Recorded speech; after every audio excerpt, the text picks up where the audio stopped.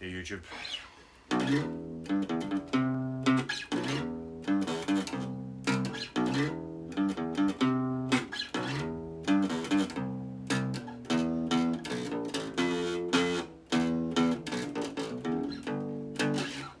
Messed up there.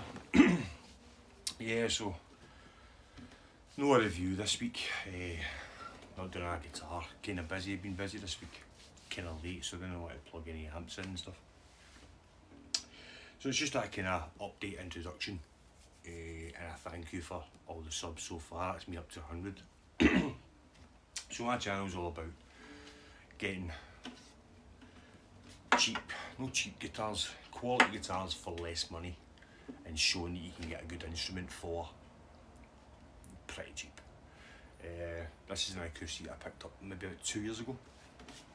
Got it off that website I keep raving about, Rich Tones, a shop in Sheffield. I got this for £69. I just wanted an acoustic just to mess about with in the house. And this came up. After I got this, I got another acoustic, which is an Ibanez TB100, I think it's called. I had loads of paint all over the front. I took all the paint off and it had a crack at the bottom. I ended up just giving that to my friend. He uses that.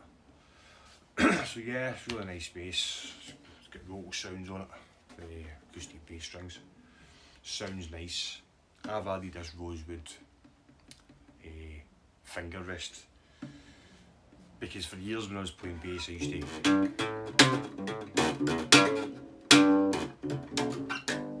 play like that, and then I started playing my pick because I read Duff McKagan's book, and he was saying it's all about strings, the setup, and the pick makes a difference as well, how he gets his sound.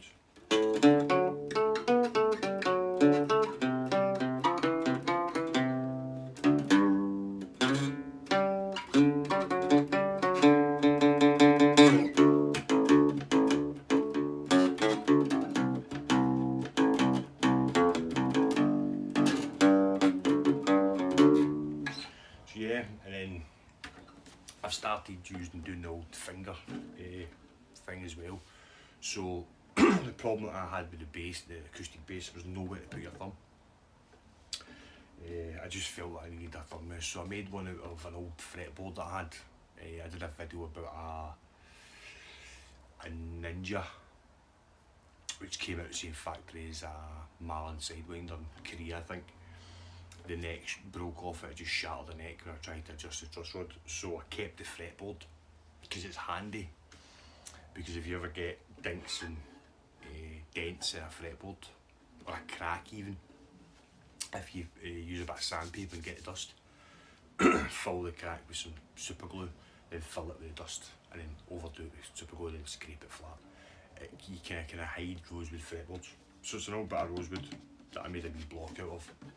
Just so when I'm doing songs that use his finger, I've got somewhere to rest my thumb. It's kind of in the same position, a comfortable position where I think I'm getting a lot of tension under the string, but it's not too tight and it's not too loose. And it kind of makes, you have got a wee bit of positioning. You can either go quite far back on the bit of rosewood or quite far forward.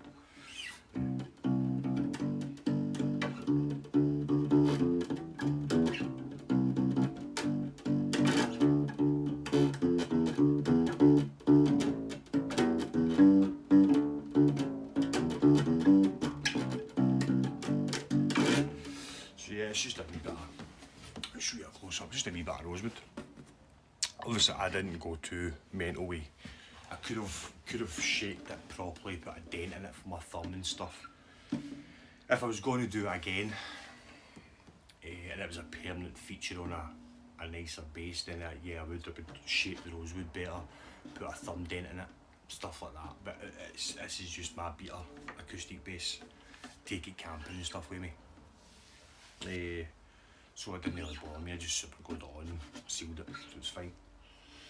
So yeah, it's another one. So a wee beater acoustic for £69, lovely, sounds nice, can plug it into the amp as well, 4-band EQ, volume, takes a battery, even get a battery tester. Yeah, love a wee acoustic bass. So you can get an acoustic bass for £69, does the job, then just upgrade from there. That's what my channel's about. This came for Rich Tone as well, same place as this. £89. Came with active EMG pickups in it. Lovely maple neck. I've fitted an active circuit and stuff. So yeah, that's what my channel's about, is just getting really nice instruments for quite not a lot of money. And that's how I ended up with my Made in Mexico 2020 Fender P-Bass. I had two guitars that I bought. One was a Japanese Squire Katana, and I think an Aria Pro 2 Billy Gold signature that I bought, fixed up, set up and sold. And then the money I got for the two guitars, I basically bought the white Fender made in Mexico.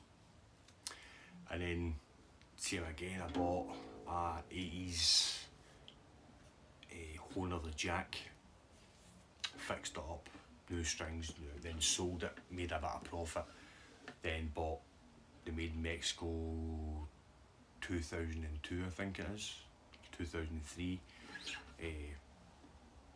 three-tone sunburst, or tobacco sunburst as it used to be called, and I got that. And I've done it with a few guitars. I got two Squires Affinity Squires. One was a PJ configuration, kind of somewhat like that. Candy apple red, scratch plate, made in China. Really nice neck. I also had an original Affinity P-Bass, the one with the small tuners. I opened up the tuners, added the Billy Sheen humbucker in the neck, and I swapped the both of them for this. This is really nice. 7-piece walnut mahogany neck through, mahogany wings, lovely. So then you can do stuff like that. It can happen. Traded in a few things and stuff like that. So you can do it, and it kind of keeps you occupied. I've not had an alcoholic beverage in about a year and a half. Because when I'm not working, I'm messing about with basses and stuff. So it kind of keeps you honest sometimes. Yeah. So it can be done. So that's my as I said, keep repeating myself, but that's what my videos are about, so you can see. Because when I started playing bass, I didn't have a lot of money. So yeah, it's for people who haven't got a lot of money but want to get decent quality basses. Start off with a relatively cheap but good bass, do some mods to it, learn how to set it up, learn how to solder and stuff, then sell it on for a wee bit of profit. So you can buy one that needs a wee bit of work, you buy it, do it up, new strings, new machine heads, new pots, maybe new pickups, whatever you've spent on the parts, add that to what you've spent on the guitar, then add a wee bit extra, sell it for that, then start again.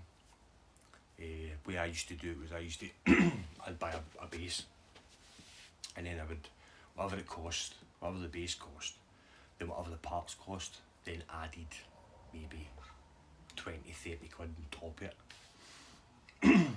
Because you're buying the bass for cheaper because it needs work, and then you look at the price of it, what it would be once it's working, and then you kind of do your math from there.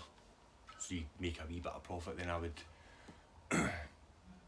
use that, buy something maybe a wee bit more expensive, do the same thing, do it up, set it up, and then sell it on. You just keep doing that, and eventually you end up with a few basses, and then buy and sell, trade and stuff till you get the bass that you want. I'm quite lucky. I've got the two Fenders that I want